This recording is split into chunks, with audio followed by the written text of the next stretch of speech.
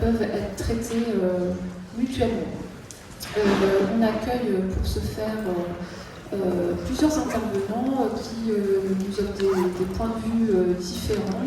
Ils interviennent à l'échelle nationale ou locale et ils ont des fonctions plutôt stratégiques, programmatiques, mais aussi opérationnelles.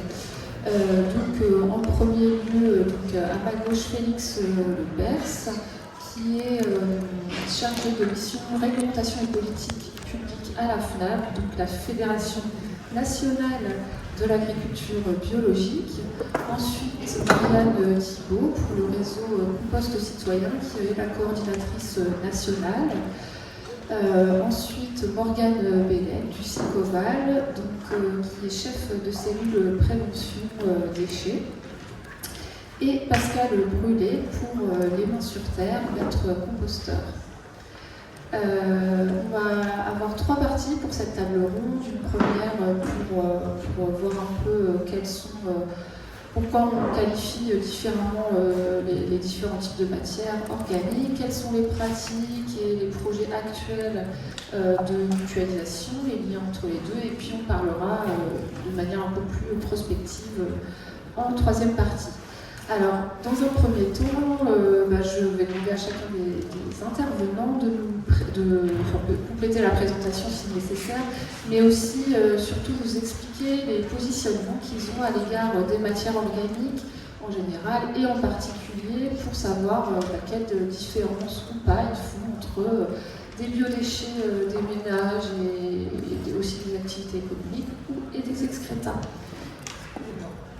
Je vais demander d'abord à la représentante du réseau Compost Citoyen, Marianne, est-ce que tu peux nous présenter le réseau Compost Citoyen et quelle est la politique à l'égard des biodéchets? Bonjour à toutes et tous. Vous me dites, d'ailleurs, j'ai toujours du mal à utiliser un micro, donc si je ne parle pas assez fort, vous me dites, faites des signes, etc. N'hésitez pas, ce sera interactif. Je représente là effectivement aujourd'hui le réseau Compost Citoyen, qui est un réseau qui a le même nombre d'années que le RAE. On est né en 2009. Et par contre, les biodéchets qu'on maîtrise le plus, c'est les déchets alimentaires et déchets verts. Et c'est là-dessus qu'on s'est spécialisé depuis 17 ans. Donc le contexte politique, le contexte aussi économique, je pense, de la naissance du RCC, fait qu'on est allé sur des fonctionnements un petit peu différents du RAE parce que le contexte était assez favorable. 2008, c'est la première directive européenne sur le tri à la source des biodéchets. 2018, il y en a eu une nouvelle, etc. Et donc nous, on était arrivés dans un contexte où la réglementation était là. Elle était en train, en tout cas, de pousser à faire ce tri à la source. Donc cette question-là était déjà plus facilitante, je pense, que pour le RAE, justement, sur les autres matières organiques. Et après, ce qui a aussi, je pense, joué, c'était institutionnellement en France, on avait l'ADEME qui était très favorable et qui a beaucoup appuyé le démarrage du réseau, et des acteurs et des actrices qui se sont eux-mêmes aussi tout de suite lancés sur cette partie-là, sur le côté aller chercher des soutiens institutionnels nationaux, puis faire retomber tout ça sur les territoires avec des arrêtés, des décrets, d'abord quelques circulaires réglementaires, des petites actions qui ont permis plus tard que les collectivités territoriales voient arriver dans leurs objectifs, dans leurs plans locaux de prévention des déchets, la question des déchets organiques.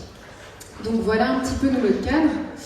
Et ce qu'on peut aussi voir comme distinguo avec le RAE, c'est que très tôt, en 2013, donc au bout de 4 ans à peine, on a commencé à avoir des réseaux régionaux qui se sont lancés. Et réseau régional, le premier c'était en Auvergne-Rhône-Alpes qui s'est lancé, et c'est là que tout de suite on a eu des collectivités territoriales qui sont devenues adhérentes. Donc notre réseau aujourd'hui, il se base, on est à 1100 et quelques adhérents dans toute la France, et on a 14 réseaux régionaux, parmi lesquels à peu près un tiers sont des citoyennes mobilisées, militantes. Un autre tiers sont des entreprises, Scope, Asso, de l'ESS, plutôt des petites structures en tout cas, mais qui vont développer l'accompagnement au compostage. Je pense qu'une bonne partie d'ailleurs sont dans la salle aujourd'hui, donc vous savez ce que c'est. Et un autre tiers sont des collectivités territoriales qui sont engagées et qui sont au CA des RCC régionaux à chaque fois. Donc ça nous donne peut-être une action un petit peu différente et un prisme aussi différent de ce que le RAE vit aujourd'hui.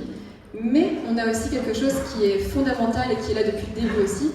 Le réseau, il est né donc en 2009 à Nantes. Il a été créé par une petite vingtaine de personnes qui étaient pour le coup très militantes de ce qu'on appelle le retour au sol de qualité de la matière organique. Et ça n'a pas bougé depuis 17 ans.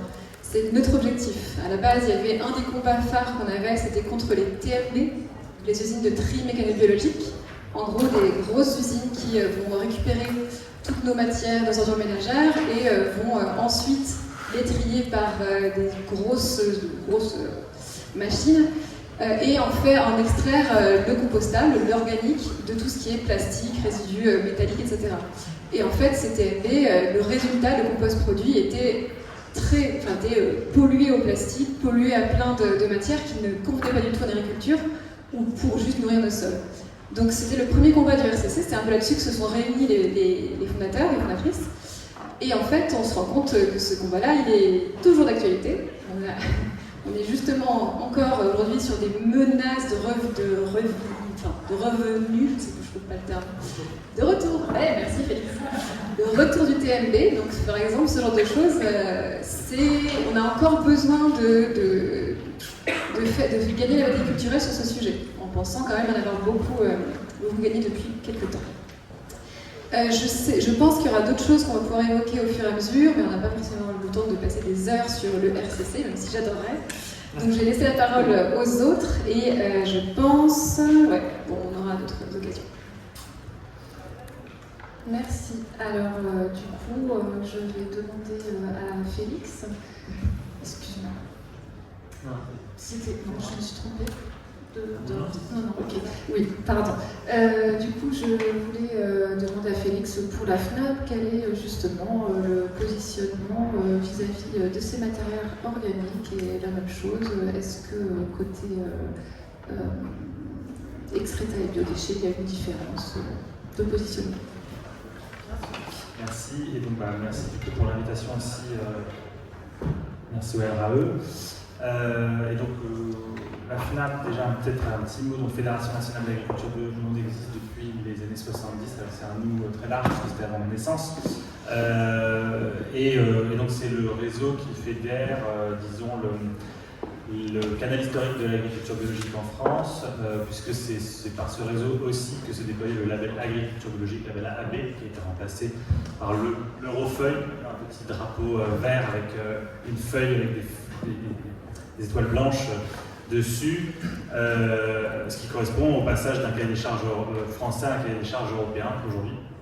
Et donc on est le seul réseau et syndicat de producteurs 100% bio en France.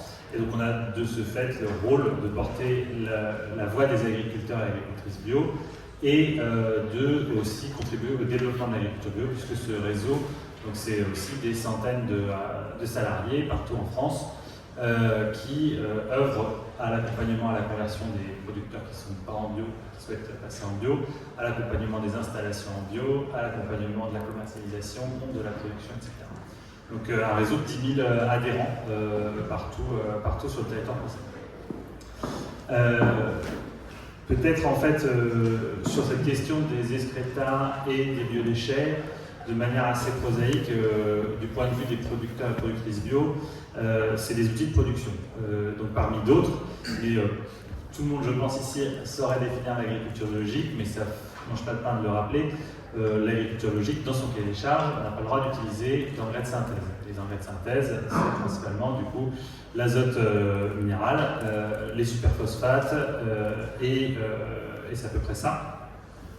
L'azote minéral sous ses différentes formes, ce qui fait que du coup la production biologique se reporte sur les outils qui existaient avant, en fait, ces outils du chimique qui sont les rotations des cultures, la diversité végétale et l'apport de matière organique. Et du coup, l'apport de matière organique, c'est sous différentes formes, et parmi lesquelles aujourd'hui, le principal, c'est l'élevage. Sauf que l'élevage, vous êtes probablement également tous au courant que l'élevage va mal, et qu'on a perdu à peu près 20 à 25% d'éleveurs en France entre 2010 et 2020, et que ça continue comme ça. Et qu'on prend département par département, c'est pas, enfin voilà, il y a des endroits où vraiment l'élevage disparaît. Et si l'élevage disparaît, du coup, pour fertiliser en bio, ça devient plus compliqué. Et donc, en fait, notre intérêt à travailler sur les questions de biodéchets Et Excreta aujourd'hui, c'est de travailler sur des outils de substitution, dans une certaine mesure, à une matière qui disparaît en fait, sur un certain nombre de territoires. Donc voilà, c'est aussi une petite révolution culturelle pour nous, parce qu'en fait, depuis si longtemps qu'on n'utilise pas nos excrétas, même les producteurs biologiques n'ont pas forcément un rapport très, disons, documenté à la question. Donc, ils vont partager les mêmes inquiétudes et craintes que le reste de la population, la présence d'hormones, la présence de médicaments, est-ce que c'est bien sûr, et c'est bien sûr dans le sens safe. Et en fait, il va y avoir aussi sur la partie biodéchets des vrais problèmes qui vont se poser, comme la présence de plastique, qui est un des gros sujets auxquels se heurtent les producteurs qui utilisent aujourd'hui du compost de biodéchets. Les producteurs bio qui se soucient de ce sujet-là. Sujet qui n'est d'ailleurs pas vraiment traité par le règlement bio, donc il n'y a pas d'interdiction d'utiliser un compost qui aurait trop de plastique en bio, et ça c'est un sujet qui nous interroge. Qu'est-ce que je pourrais dire d'autre? Donc, à la fois c'est utile et à la fois ça peut être porteur d'inquiétude, toutes ces matières, disons, un peu originales du point de vue de l'histoire de l'agriculture biologique. Et c'est à peu près tout. Voilà pourquoi on est là. On a construit un projet pour donner un peu corps à cette orientation qu'on souhaite donner vers les excrétas et vers les biodéchets. Un projet qui s'appelle le projet MONA. Et en gros, on essaye d'impliquer les agriculteurs bio dans la construction des filières de compostage de biodéchets comme clients, pour parler régulièrement de ces matières, mais potentiellement aussi comme co-constructeurs de la filière, en identifiant leurs besoins, mais aussi en apportant notamment la ressource qu'ils ont et que souvent est difficile de trouver, c'est-à-dire du foncier. Pour le compostage, c'est intéressant d'avoir du foncier et les producteurs en ont. Donc parfois, ça peut être des moyens d'impliquer intelligemment les agriculteurs dans ces filières. Et du coup, là, on a un modèle pour effectivement le point de vue d'une collectivité territoriale. Donc bonjour à tous. Effectivement, donc, je représente le SICOVAL, territoire dont fait partie Ramon-Sainte-Agne, où vous êtes aujourd'hui. Donc on est une communauté d'agglomération de 36 communes et un peu plus de 80 000 habitants. Et donc je fais partie du service déchets, donc, qui gère vraiment toutes les thématiques prévention, de collecte et traitement des déchets. Et la partie assainissement est traitée, enfin, est gérée par une autre direction sur le SICOVAL.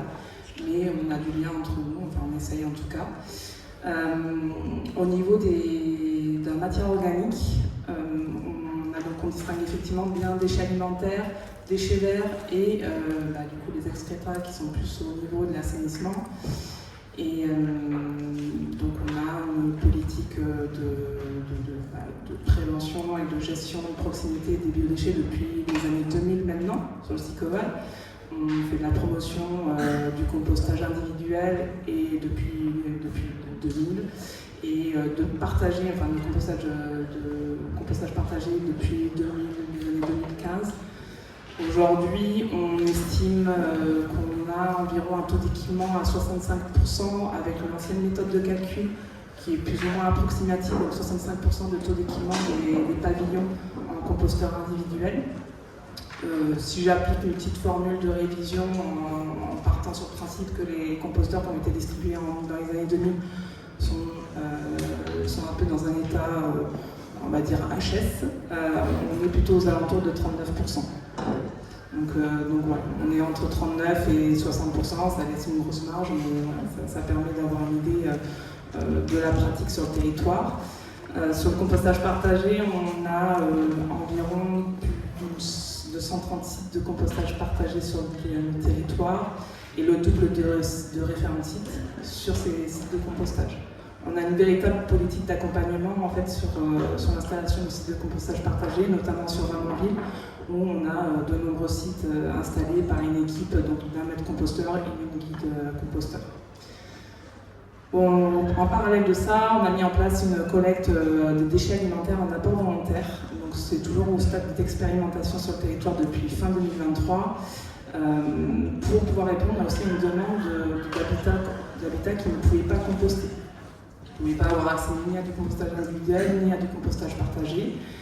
Et donc, c'est une expérimentation qui aujourd'hui a 32 sites sites, enfin 32 points de collecte sur le territoire, sur 16 communes, si je ne dis pas de bêtises. Et c'est une collecte qui fonctionne très bien, puisque aujourd'hui, j'ai plus les chiffres, je les ai notés là, on a 54 tonnes collectées en 2025. Donc sur une année, sachant qu'on n'a pas non plus, on ne couvre pas tout le territoire pour l'instant. Donc c'était une demande qui était faite et ça répond vraiment à un réel besoin sur le territoire. Et il y a beaucoup de demandes pour accéder à ces points de collecte auxquels on ne peut pas encore répondre totalement. On a également une collecte des déchets verts qui est à la demande. Donc ça fonctionne plus ou moins bien. On essaye de la réduire, cette collecte des déchets verts, puisqu'on on essaye de sensibiliser sur la gestion de proximité des déchets verts avec le jardinage naturel. Et on a également de la collecte pour les professionnels. Donc on distingue aussi les biodéchets professionnels des biodéchets des foyers. Sur les excrétas, on a une expérimentation de couches compostables sur les crèches qu'on a lancée en début 2024 et donc qui est en cours depuis 2 ans maintenant. Et je pense qu'on reviendra après dessus, mais voilà, c'est assez innovant comme expérimentation. C'est à peu près tout. De toute façon, je pense qu'on doit reprendre. Pascal, pour une expérience opérationnelle. Du coup, Pascal Brûlé, donc Les Mains sur Terre, une scope basée à Albi, à 1 heure d'ici, donc petit territoire semi-rural, on va dire. L'objet de l'entreprise, donc on est 5 travailleurs dans cette scope, et l'objet de Les Mains sur Terre, c'est de faire ensemble un développement territorial harmonieux, c'est ça notre jingle officiel.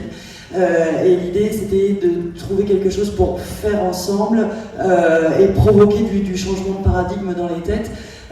Et du coup, la matière organique, c'est tout indiqué puisque ça nous permet d'aller vers les gens, de trier, de composter, de jardiner.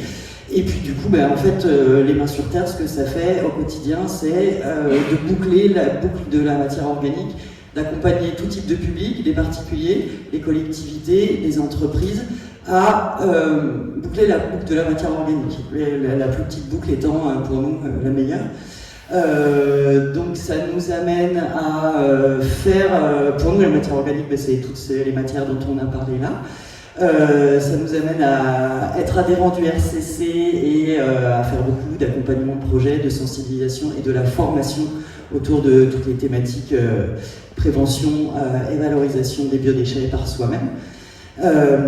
Ça nous amène à faire aussi on a une grosse activité de toilettes sèches sur événement, donc on est loueur de toilettes sèches, adhérent du RAE depuis un certain temps aussi, et du coup là on collecte de la matière sur chacun des événements qu'on fait.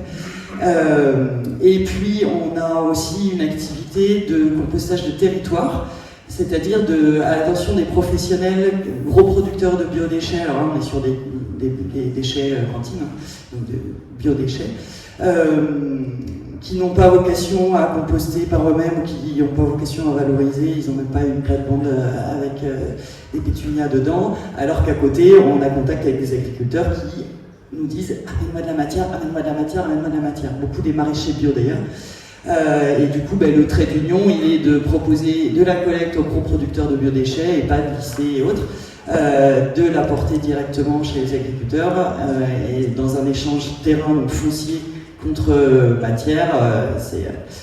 Voilà, donc on pratique aussi ça. Donc voilà, Les Mains sur Terre, ça fait ça. Et la question de départ, c'était est-ce qu'on traite différemment les matières ? Eh bien, pour nous, tout ça, c'est la même matière. Le plus facile, c'est de tout composter en mélange. Plus on diversifie les apports, mieux ça se passe. C'est ce qu'on préconise à l'attention de nos publics particuliers et demandeurs de conseils ou en accompagnement de projet. Mais concrètement, nous, les matières qu'on collecte et qu'on gère, on a une question absolument différenciée, ne serait-ce que parce que réglementairement, ça ne passe pas. Donc sur nos micro-plateformes à la ferme, on a des agréments sanitaires. Et on ne dit pas, et on ne fait pas, et on n'apporte pas sur nos micro-plateformes à la ferme d'excréta humains qu'on collecte par ailleurs sur les festivals et autres événements. Et du coup, on a une fumière. Alors, dès qu'on peut, sur les excréta humains, dès qu'on peut, nous, on est sur de l'événementiel, hein, donc on collecte en mélange. Quand on peut collecter en séparatif, on le fait. Mais on ne valorise pas ces matières-là, pas officiellement en tout cas. Voilà. Aujourd'hui, on n'a pas de filière officielle de valorisation de l'urine collectée en séparatif. Et du coup, on ne se force pas plus que ça à mettre en place des systèmes de séparation, puisque à la fin, elle sera mal, voire pas valorisée. Et les excrétas caca non plus. On a une fumière sur laquelle on baigne toutes ces matières-là et on a un roncier absolument magnifique. Mais voilà, le compostage issu de nos activités de Loire, de toilettes sèches, ne ressortira jamais de notre parcelle privée sur laquelle on la gère. Dès qu'on peut, en fait, il y a plein de petits parallèles. Dès qu'on peut, on traite avec des agriculteurs. Les éleveurs qui sont en conventionnel, en général, tolèrent tout à fait et accueillent volontiers nos bassines de résidus en fin d'événement directement dans leur fumière. Voilà. Mais ça passe sous le manteau. Et donc là, on ne travaille pas avec les agriculteurs bio, par exemple, là-dessus, parce qu'on ne veut pas les mettre en danger sur l'obtention de leur label. Donc là, il y a une matière qui est non sourcée, aujourd'hui non homologuée. Et voilà pour nos pratiques au quotidien. Merci, ça a un peu fait une transition sur justement les pratiques actuelles. Voilà, je voulais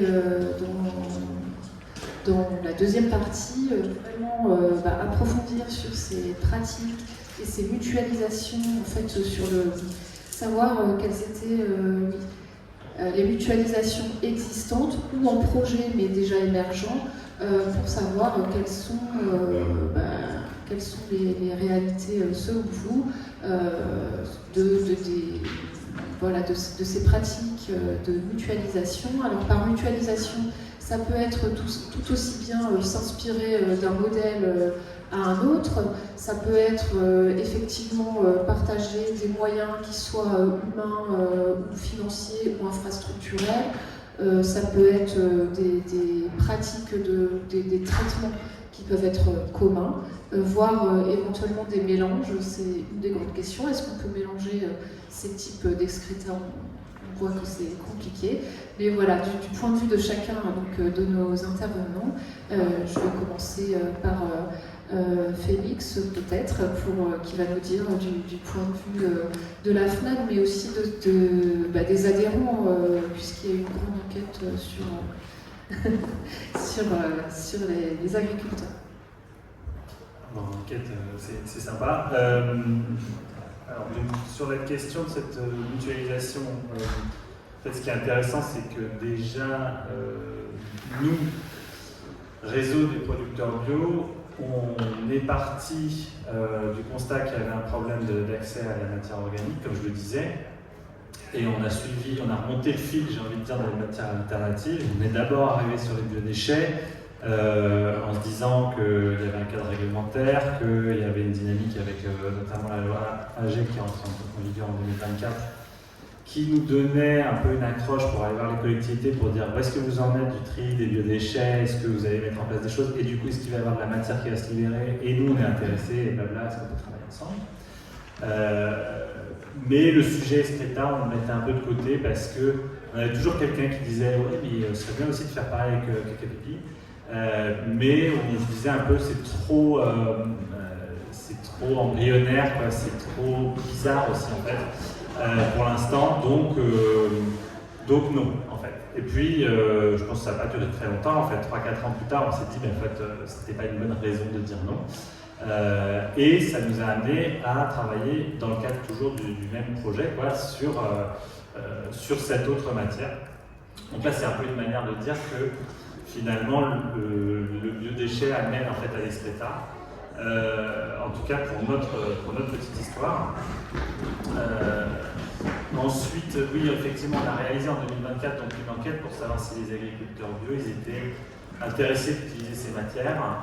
J'entends là pour le coup les excréta, parce que les biodéchets c'est déjà disons, c'est su. Ce qu'on a vu, c'est d'abord qu'il y avait un intérêt réel. Et ce qui va répondre à la question de la mutualisation, c'est que la forme préférée des répondants au questionnaire, c'était en l'occurrence la forme compostée. C'est-à-dire si j'utilise des excrétas humains, j'aimerais plutôt les utiliser sous forme compostée que sous forme de lisin, plus sous forme compostée que sous forme de urine déshydratée, etc. etc. Ça ne veut pas dire que ces formes-là ne sont pas intéressantes par ailleurs dans certains systèmes, etc. Mais c'est intéressant de voir que c'était le compost qui ressortait en premier, ce qui sous-entend du coup une mutualisation de ces flux, l'apport de broyat issu de la filière biodéchets, déchets verts. Donc c'est intéressant, on peut l'expliquer par plein de choses, hein, notamment l'habitude tout simplement d'utiliser du compost et du coup rattacher une pratique nouvelle à une habitude. Il y a plein de manières de le comprendre aussi. Le compost peut rassurer s'il y a des inquiétudes en termes sanitaires, puisque le compost ça hygiénise, donc on se dit voilà, c'est un peu sûr, etc. Et donc comme je le disais aussi, notre objectif c'est de nous investir, c'est d'investir les agriculteurs bio dans la construction des filières. Ça vaut pour les biodéchets où dans l'idéal en gros notre objectif c'est que les parcelles agricoles servent au compostage et que du coup l'agriculteur récupère le compost à moindre coût et que pour le traitement ce soit aussi à moindre coût, donc faire des filières qui sautent un peu certaines étapes. Mais en fait pourquoi pas aussi faire ça pour les excrétas, c'est juste que là il y a moins de cadres réglementaires et particulièrement en bio, on a cette difficulté du fait qu'il y a un certificateur qui passe, parce que c'est en fait ça la différence. C'est qu'on est contrôlé, contrairement au conventionnel, et où c'est plus explicitement interdit, disons qu'il y a une couche d'interdiction plus explicite dessus qui est celle du règlement bio. On y reviendra, je pense, mais du coup, c'est vrai que ça rend compliqué le fait de faire des liens entre les différentes filières.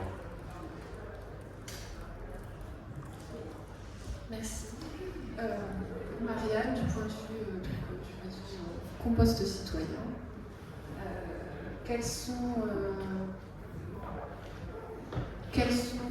où en êtes-vous de ce rapprochement avec le RAE? Est-ce qu'il y a un point de vue aussi sur la pratique? Alors, j'annonce une fusion en direct. Donc, depuis la naissance de ces deux réseaux, il y a toujours eu des rapprochements notamment entre les adhérents au niveau local et sur ces deux. Grosso modo, j'ai des exemples par centaines d'adhérents qui vont avoir dans leur jardin à la fois les matières organiques de leur reste alimentaire et leur réseau de toilettes sèches et qui vont les composter ensemble en fait. Donc tout ça existe depuis des années. C'est juste que c'est, comme vous l'évoquiez tous les deux, c'est qu'en termes réglementaires, il y a plein de verrous à faire sauter, et là-dessus, nous aussi on en a en fait. Donc sur ensuite la mutualisation, tu évoquais Camille, il y a plein de manières de mutualiser des efforts en fait. Et de nos histoires, on a justement eu une petite différence de développement. Nous on est parti sur quelque chose de finalement, la loi était avec nous, en tout cas sur le côté tri à la source. Pas forcément sur le débouché final du compost, parce que pour le coup là-dessus, c'est pas simple pour nous et c'est une des actions qu'on a besoin de faire sauter aujourd'hui. En tout cas, la réglementation, on a besoin de la faire évoluer. Mais du coup, on a donc ce développement qui a été un peu différencié et ce qu'on observe aujourd'hui, nous, en tête de réseau, c'est que on a envie de s'inspirer un peu de ce que fait le RAE depuis plus de 10 ans, qui est de mener des expérimentations scientifiques, de mener des protocoles scientifiques en lien avec plusieurs laboratoires de recherche et de prouver par cela même que leurs actions, que leurs process sont à la fois vertueux, on le sait déjà mais on a besoin de le prouver, efficaces, etc. Et ça c'est des choses que nous au RCC on n'a pas beaucoup développé et on se rend compte aujourd'hui qu'il est temps de le faire. Donc moi ça fait quelques années maintenant que je regarde un peu ce que vous faites et ce qu'on pourrait aussi, ce dont on peut s'inspirer. Et après, chose inverse, ça on peut en parler parce que depuis quelques temps aussi, nous on a eu cette chance de pouvoir développer un référentiel de formation, grâce à l'ADEME notamment, et qu'on a ensuite rendu certifiant, et ça, on sait que ça peut être aussi assez efficace pour déployer nos idées, nos procédés un peu partout. Et on sait que RAE, ça vous intéresse aussi, ça fait quelques années qu'on travaille en commun là-dessus. On avait une formation, on a toujours une formation en commun, c'est ce que nous on appelle dans le jargon la GC25, composage des toilettes sèches. Mais l'idée, ce serait aussi de développer ce genre d'outils outil, je cherche le mot exact, je cherche beaucoup les mots aujourd'hui, je suis désolée. Ce vaisseau en tout cas de développement. La formation professionnelle ou juste la formation tout court, c'est quelque chose qui est vraiment aussi pas mal pour pouvoir convaincre les gens. Donc voilà un peu les utilisations qu'on a, et après on se retrouve avec des combats communs, je pense, qui vont d'ailleurs sans doute augmenter dans les années à venir. Nous, clairement, donc je l'ai pas beaucoup dit tout à l'heure, mais le RCC, c'est le compostage de proximité. C'est-à-dire qu'on va apprendre aux gens à faire du compostage en jardin individuel, donc compostage partagé, en pied d'immeuble, en autonome établissement, et avec, on peut inclure une forme aussi de collecte de territoire. Enfin, c'est très fou. On est pas loin du réseau Compost in situ et du réseau cycle organique qui fait de la collecte en mobilité douce. Et donc nous, ce qu'on développe là, c'est aussi de relocaliser à fond la gestion de nos matières organiques. C'est de ne pas exporter toutes les matières qu'on a loin de chez nous. De l'exporter sur un territoire entre une ville et la campagne en retour, oui, parce que c'est là qu'il y a du besoin, on a besoin de nos sols agricoles. Par contre, de collecter des matières, comme on va le dire, la plupart des collecteurs de biodéchets sur les points d'apport volontaires, pour les faire circuler avec des camions sur 70 km, juste aller, pour nous, ça, c'est vraiment pas ce pour quoi on se battait il y a 17 ans, et c'est toujours pas ce pour quoi on se bat aujourd'hui. La séparation à la source, oui, le retour au sol de qualité, surtout. Et donc, là-dessus, on a, je pense, pas mal de choses à mener ensemble. À la fois, donc, on veut des matières organiques dans les sols, on veut qu'elles soient bien compostées, on veut qu'il y ait quelque chose qu'il y ait des process de qualité qui soient développés, et on veut aussi, je pense, réduire notre empreinte environnementale globalement. Et c'est là-dessus qu'on se rejoint pas mal. De ce que j'ai entendu ce matin aussi, notamment dans la présentation de Fabien, mais d'autres personnes aussi, c'est qu'on se heurte nous aussi à ce qu'il a appelé un verrouillage socio-technique. C'était Christian Bins qui était cité. Et nous aussi on a ça. On se rend compte aussi, là c'est vraiment chouette d'avoir Morgane du Psychoval juste à côté, parce que vous avez réussi, et tu vas en parler un peu après, donc je ne vais pas trop spoiler, mais vous avez travaillé aussi sur changer un peu les procédés dans les collectivités territoriales. Parce que les déchets, nous, on est surtout sur la réglementation déchets actuellement, pas vraiment sur les assainissements. Et sur les déchets, les collectivités territoriales, elles ont des procédés depuis 50 ans, 60 ans, 100 ans. On a appris à une économie linéaire. On prend les déchets, on les extrait de leurs producteurs et on va les mettre très loin. Et on va surtout ne pas apprendre justement à les réduire, par exemple, et à les utiliser comme des ressources. Et ça, c'est un des gros blocages auxquels on se confronte aujourd'hui. C'est que faire changer toutes les mentalités là-dedans, c'est pas que le citoyen et la citoyenne qui, au final, pour moi, c'est pas très dur de les convaincre que le compostage c'est intéressant. En général, d'ailleurs, c'est quelque chose qui leur plaît beaucoup. Mais par contre, de changer le procédé de service public des déchets, ça, c'est notre paire de manches. Et je pense que là-dessus, on se rejoint pas mal et qu'on aura dans les années à venir pas mal de choses à faire ensemble avec le RE. Merci beaucoup. Morgane, pour le Psychoval, du coup, c'est l'occasion de nous expliquer comment s'articulent pas les services et assainissement.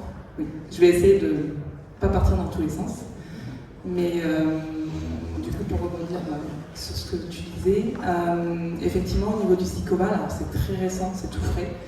On vient de relancer un marché de collecte, puisque nous sommes en prestation pour la collecte. Et donc on a deux lots sur ce marché de collecte. On a un lot pour classiquement ordures ménagères, tri sélectif, et on a un lot pour les biodéchets, donc déchets alimentaires et déchets verts. Ce marché, c'est un marché de performance qui intègre des notions d'économie de la fonctionnalité et de la coopération. Donc on est vraiment dans une logique où on va intégrer l'économie circulaire dans ce marché en intégrant cette notion de FC qui va impliquer tous les acteurs. Donc déjà les prestataires de collecte. Ces prestataires de collecte, ils proposent des sous-traitants, je n'aime pas trop ce terme, mais même dans le cadre de l'EFC, c'est pas forcément le terme à utiliser, mais des acteurs qui vont pouvoir venir aussi agrémenter une offre pour aller vers des objectifs communs. Donc dans ce marché-là, nous, on n'est pas du tout sur l'aspect il faut collecter le plus de tonnage possible, on est sur l'aspect il faut qu'on tende vers une réduction des déchets, que ce soit biodéchets, ordures ménagères, tri sélectif. Donc on va démarrer sur un marché classique, qui va être sur de la rémunération au tonnage, bien entendu, puisqu'on est quand même sur un modèle, pour la plupart, pour les prestataires privés qui sont quand même en gros sur ces modèles-là. Et donc on va travailler avec eux sur 6 ans, c'est sur 6 ans le marché.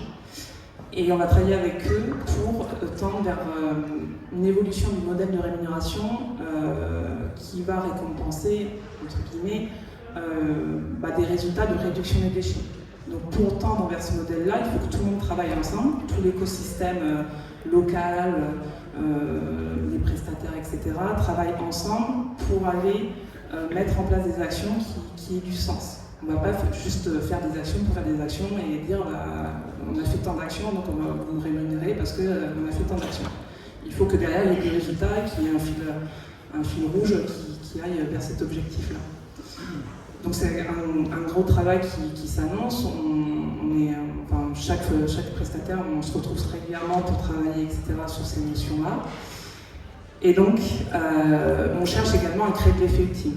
Donc, entre le lot et le loin, qui est du lien entre les différents acteurs des deux lots, pour que, par exemple, imaginons par exemple un camion qui va parcourir le territoire, peut-être il peut checker en même temps l'état des routes. Alors je vous le dis comme ça, c'est pas un truc qu'on fait pour l'instant, mais il pourrait très bien checker l'état des routes et dire là il y a un problème, et du coup effet utile pour la voirie qui va pouvoir avoir une identification d'un problème sur la voirie, et du coup au lieu d'envoyer, de devoir faire un diagnostic du territoire, et de faire tourner d'autres véhicules sur le territoire pour checker ça, il y a un camion qui l'aura identifié avant, et on ne fait pas voler 36 000 véhicules sur le territoire. C'est un exemple tout simple, mais en gros c'est pour l'imaginer. Donc c'est de trouver de l'effet utile aussi dans les prestations qu'on met en place. Et dans le cadre des biodéchets et de l'assainissement, il y a quelques pistes qui pourraient émerger, puisqu'aujourd'hui l'assainissement, donc au niveau du SICOVAL, on a une grosse partie en assainissement collectif. Et donc on a des stations d'épuration. Les bouts d'épuration sont traités en compostage, donc en mélange avec des déchets verts. Et les déchets verts aujourd'hui viennent de l'extérieur du territoire. On amène des déchets verts de l'extérieur, alors que sur le territoire, nous-mêmes, nous collectons des déchets verts, que ce soit en déchetterie ou en collecte en porte-à-porte. Donc on a de la ressource sur le territoire. Donc la question aujourd'hui, c'est comment on peut réussir à refaire circuler le flux qu'on collecte en déchetterie ou en porte-à-porte pour laisser ce flux-là, pour le valoriser à l'échelle locale et éviter de devoir faire venir du déchet vert de l'extérieur. Donc il y a cette question-là. Après, il y a des problématiques de disponibilité sur le moment. Les bouts d'épuration, ça demande un certain tonnage de déchets verts, donc c'est peut-être là aussi où il y a une problématique. C'est aussi le foncier pour traiter les bouts d'épuration. Aujourd'hui, si je ne dis pas de bêtises, c'est pas ma direction, alors j'ai essayé d'avoir le plus d'infos possible. Aujourd'hui, il n'y a qu'une partie qui est traitée sur le territoire en bout d'épuration, il y a une autre partie qui est traitée dans le Gers, si je ne dis pas de bêtises. Donc voilà, il y a aussi une problématique de foncier, et je pense que Félix l'a dit tout à l'heure aussi.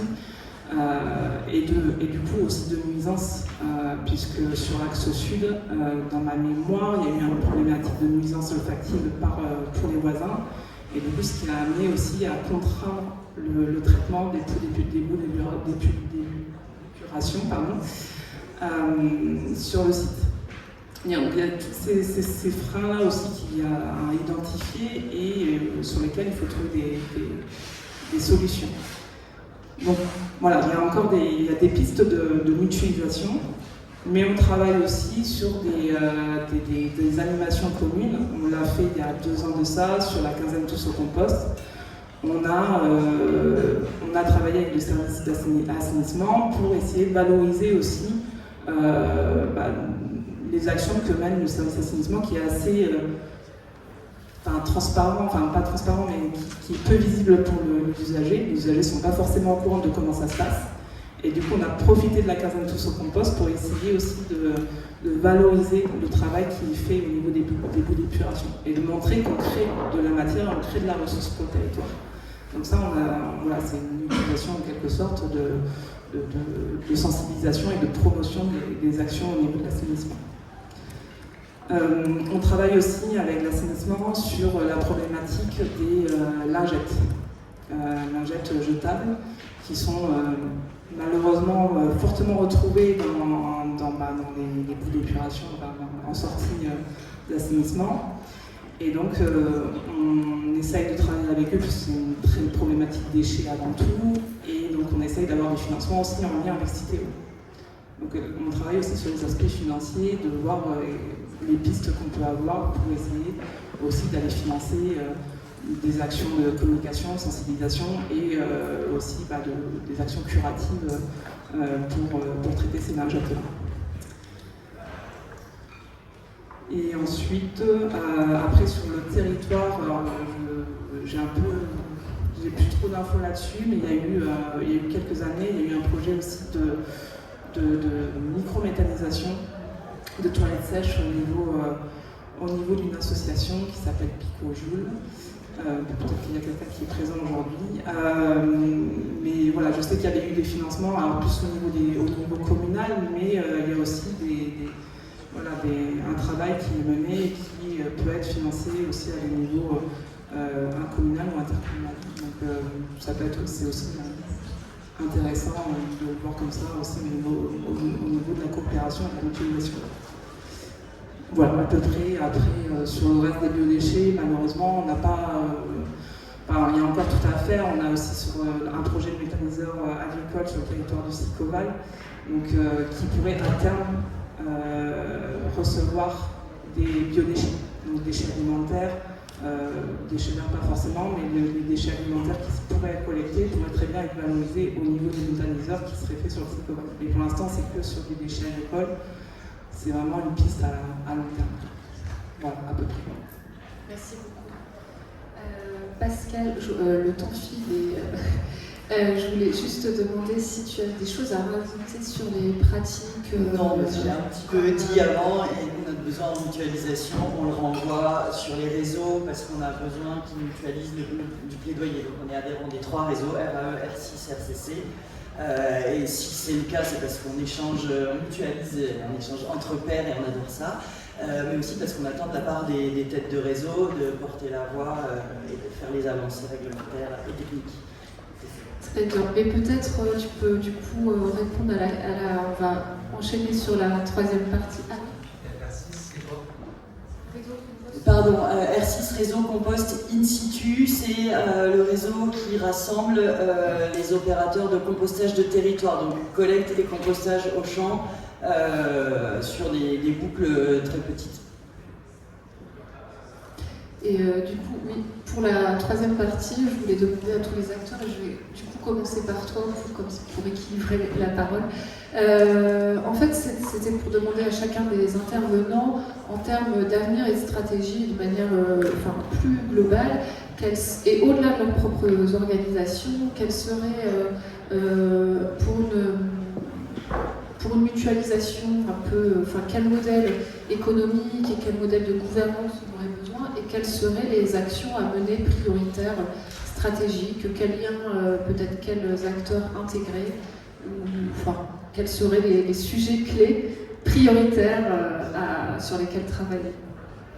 Mais du coup, j'ai amorcé un petit peu la transition. Les sujets à travailler, ils sont pour nous, concrètement au quotidien, le cadre réglementaire, vraiment faire sortir le pipi, le caca de l'anonymat, que ça devienne une matière, tout ce que vous avez entendu depuis ce matin, pour nous c'est un enjeu très très fort, qui nous permettrait enfin de pouvoir valoriser, de pouvoir expliquer, pratiquer que c'est mieux de tout mettre en mélange, c'est beaucoup plus facile à composter.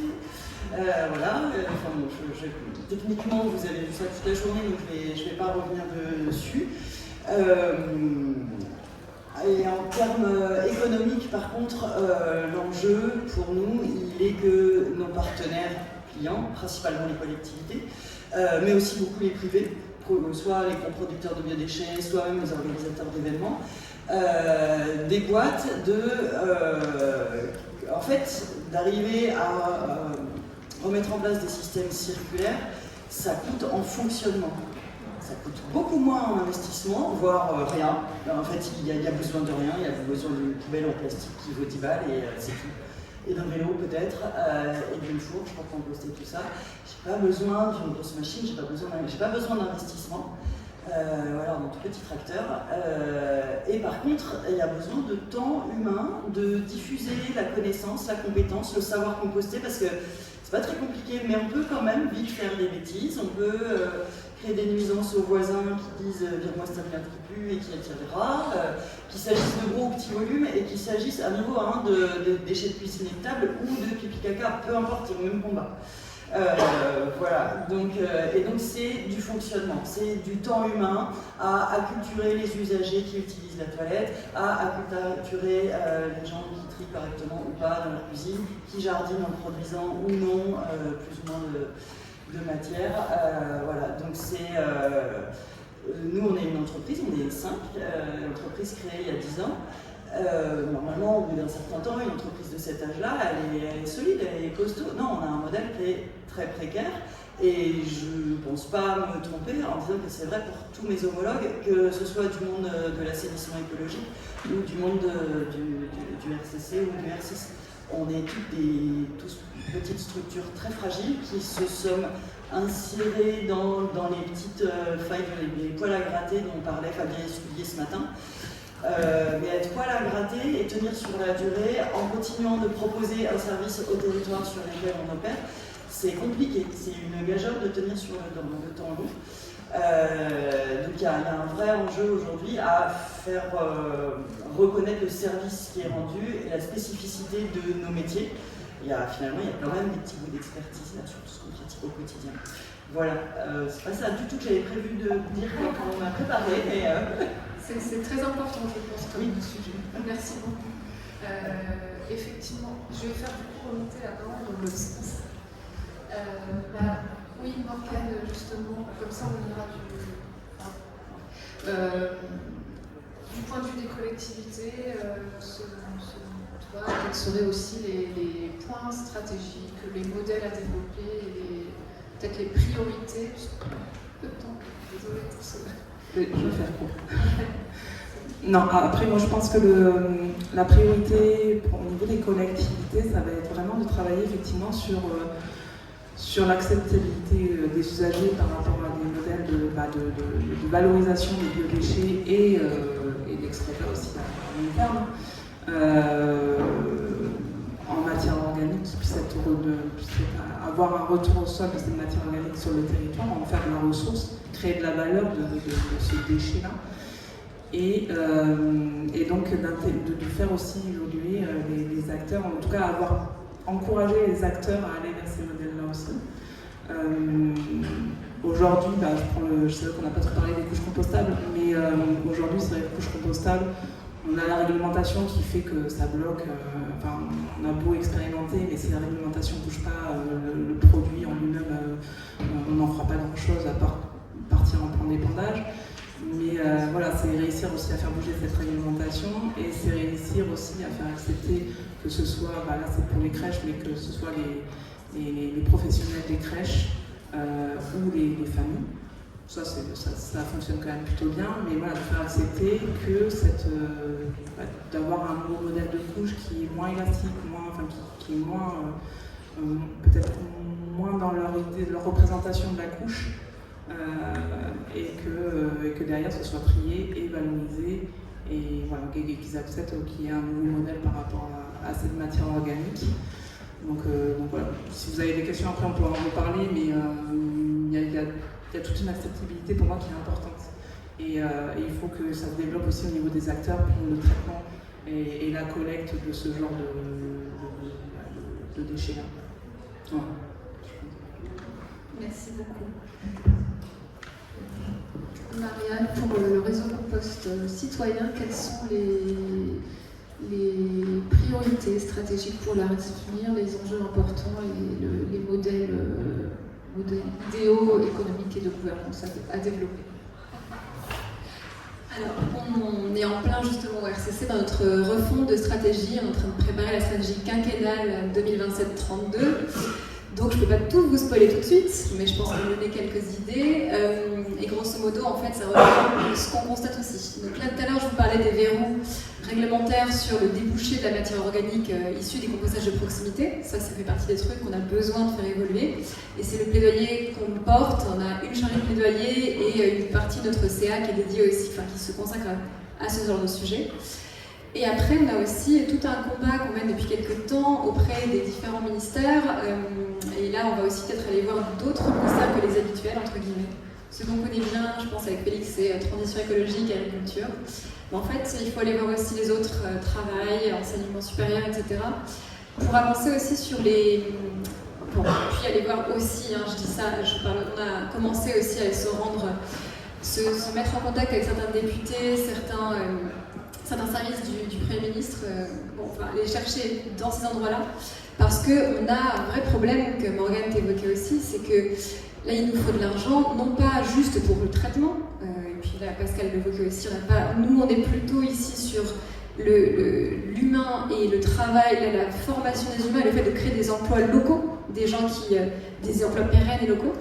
Et là-dedans, dans tout ce qui concerne les biodéchets en France, clairement, l'argent il va sur les grosses usines qu'on construit de méthanisation ou de TMB, parce qu'il y en a encore, ou de compostage industriel qui ont leur place. On n'est pas contre le compostage industriel en soi, mais on se dit qu'on a un énorme besoin de sensibilisation et de temps humain payé, rémunéré à sa juste valeur, et ça fait partie de nos axes de plaidoyer là, nous, pour les années qui viennent. Donc je pense que là-dessus, on aura sans doute des choses à partager aussi avec le RAE. Et puis, sur grosso modo, on arrive aussi dans un contexte, je pense que ici tout le monde, ça fait des années qu'on vit dans un contexte économique compliqué. L'écologie n'a pas le vent en poupe depuis plusieurs mandats présidentiels notamment. Donc on sait que c'est compliqué, on sait que ça va pas forcément s'arranger. On peut quand même un tout petit peu d'optimisme, mais on sait que ça peut pas s'arranger. Mais il y a d'autres leviers aussi, et on a aussi des contraintes internationales qui arrivent aussi. Donc je pense que tu en parleras un peu plus que moi, Félix, sur actuellement les blocages d'Outre-Dormouz, mais ce que je pensais, c'est notamment la crise énergétique actuelle, on la vit depuis quelques temps. On va la voir aussi, et ça fait partie de ces contextes sur lesquels il faut aussi qu'on s'appuie dans notre plaidoyer auprès des différents dirigeants politiques nationaux, nous. Et donc, certes, dans un environnement actuel pas hyper réjouissant, mais on est aussi peut-être en capacité de savoir naviguer dans ces eaux et aller voir aussi les interlocuteurs, interlocutrices qui pourraient débloquer certaines choses. Donc voilà, j'essaie de donner un petit peu d'espoir. Je ne sais pas si c'est comme ça que vous l'avez perçu. Mais nous, dites-vous qu'on en a et que c'est l'objectif qu'on a aussi, c'est de ne pas se laisser trop abattre par tout ce qui arrive et d'essayer justement de trouver les failles et d'y aller. Parce que c'est ce qu'ils ont fait déjà il y a 20 ans, les fondatrices de ces réseaux en fait. Donc je pense qu'on peut s'inspirer de ça aussi. Donc je pense que j'ai plein d'autres trucs que je peux dire, mais il y a des questions après. Donc, merci beaucoup. Et c'est une très belle fois. Donc du point de vue de l'agriculture biologique, quelles sont les perspectives d'avenir et les priorités? Alors pour ne pas répéter, parce que tout ce qui a été dit était vrai, je suis particulièrement sensible à ce que tu as dit Pascal, notamment sur le fait de faire comprendre que c'est une autre nature d'investissement qui est demandée quand on change de mode de gestion, et notamment on a des exemples comme ça d'investissement plus dans du temps humain par rapport entre un système où il faut composter, mettre tout le monde autour de la table versus un système de temps au feu qui effectivement demande un gros incinérateur et peut-être un peu moins de réflexion. Oui, donc voilà, je plus sois, et pour ne pas juste dire il faut lever les freins réglementaires, ce qui est excessivement important, je vais peut-être raconter ce qu'on a fait récemment. On a construit avec le RAE un dossier de modification du règlement européen de l'agriculture biologique pour intégrer officiellement le pipi caca dans les matières utilisables en bio. Ce dossier a été validé par la France, ce qui veut dire que la France l'a envoyé la semaine dernière au niveau de la Commission européenne pour une demande de modification officielle du règlement. Donc ça c'est en cours, ça prend beaucoup de temps, ça fait 1 an et demi qu'on travaille sur le truc, mais voilà. Et c'est porté par la France, c'est pas juste nous, quoi. Maintenant c'est la France et sa vision officielle, et c'est le premier pays d'Europe qui le fait au niveau du règlement européen. Ça c'est chouette. Sur les excrétas, sur la partie réglementation générale, c'est-à-dire pas la réglementation bio, là on a un blocage en cours qui est lié un peu au fait qu'on a, je pense, commencé à donner des coups de pied à la fourmilière justement sur ce sujet récemment et à demander des dérogations en bio, etc. Et tout d'un coup, les services du ministère de l'Agriculture ont dit on bloque tout. Et donc on doit se retrouver juste après cette table ronde avec quelques-uns d'entre les membres de l'assistance là, pour essayer de débloquer ça. Donc on espère avancer, mais du coup ça va, je pense que ça va se faire, on va y arriver. Et pour rejoindre ce qui se disait sur le contexte général, donc on est effectivement sur une crise énergétique et qui en fait fait suite à celle qui était la conséquence de la guerre en Ukraine et maintenant celle de la guerre en Iran, ce qui fait que imperceptiblement la question des engrais est devenue une question politique, est devenue une question médiatique, ce qui n'était pas du tout le cas il y a 10 ans. On ne parlait pas des engrais, enfin je veux dire, il y a eu l'explosion éventuellement à Beyrouth qui faisait que c'était un peu un sujet politique, mais en fait, c'était pas la question de quels engrais on doit utiliser ou quoi. Enfin, c'était oui, c'est dangereux d'avoir un stockage d'engrais visiblement. L'usine AZF il y a quelques temps, mais maintenant là, c'est devenu un sujet de souveraineté alimentaire. C'est comment on va se nourrir si on ne produit pas nos propres engrais. Et donc tout le monde ici a l'air d'avoir tout d'un coup raison devant l'histoire. Et c'est intéressant parce que en fait, j'étais au cabinet de la ministre Annie Jabouin il y a 2-3 semaines et on a amené le sujet auprès du cabinet en leur disant on sait qu'il y a un plan engrais qui est en cours de construction. Il n'y a pas eu de plan engrais depuis 40 ans. Et donc voilà, c'est annoncé, il y a des discussions. Est-ce que le pipi caca va faire partie de ce plan engrais? Est-ce qu'il va y avoir des actions pour développer l'économie circulaire, enfin la récupération des excrétas non, mais c'est dangereux, les excréments humains, etc.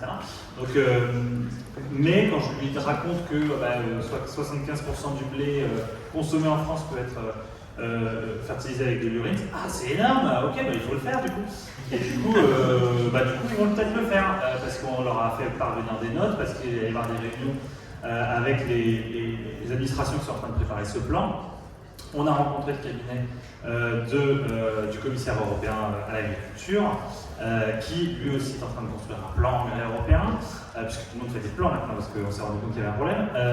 Et du coup, là aussi, apparemment, le sujet excréta va en faire partie.